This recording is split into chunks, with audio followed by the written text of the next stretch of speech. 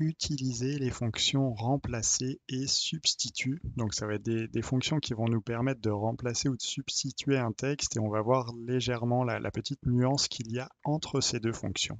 Donc tout d'abord la fonction remplacer. Donc vous écrivez égal remplacer et on vous indique ancien texte. Donc ancien texte, ça va être votre chaîne de caractères. Ici par exemple, votre chaîne de caractères à partir de laquelle vous allez décider un numéro de départ. Donc admettons que vous souhaitiez à partir du premier caractère changer un certain nombre de caractères.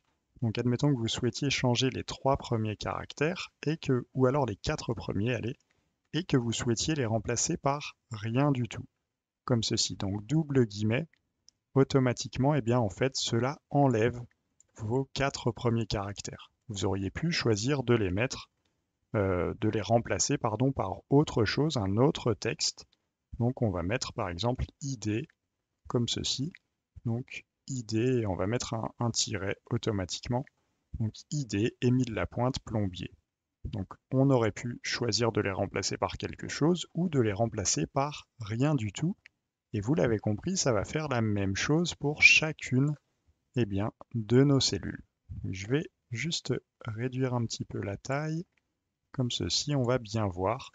Donc la fonction remplacer vous permet de dire je veux regarder à l'intérieur de ce texte à partir du premier caractère et je veux remplacer les 4 caractères qui suivent le premier, donc premier, deuxième, troisième et quatrième, et je veux les remplacer par un nouveau texte que je sélectionne et que je choisis, soit comme étant un élément vide, soit comme étant un autre texte.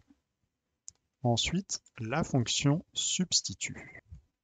La fonction substitue va nous permettre à l'inverse de dire je regarde un texte dans lequel je veux regarder tous les anciens textes. Donc ancien texte, ça va être par exemple de dire je souhaite remplacer tous les tirets par des tirets du bas, admettons.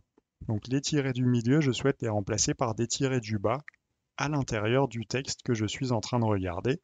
Et bien là, je valide et on le voit systématiquement. Donc mes 2 tirets du milieu sont remplacés par des tirets du bas automatiquement.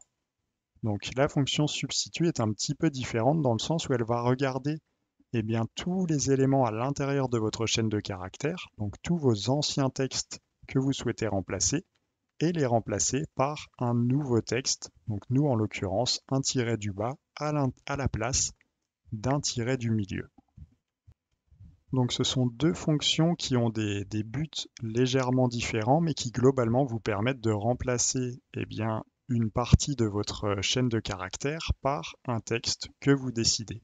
Donc ici pour la fonction remplacer, c'est de se dire je localise l'endroit à l'intérieur de ma chaîne de caractères que je souhaite remplacer et je le remplace par un texte de mon choix.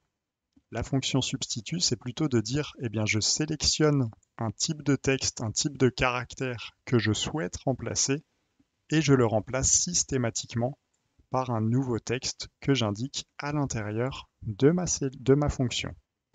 Donc voilà un petit peu pour ces 2 fonctions remplacer et substitue qui vous permettent de jouer plus largement sur des remplacements et des substitutions de caractères à l'intérieur de vos textes.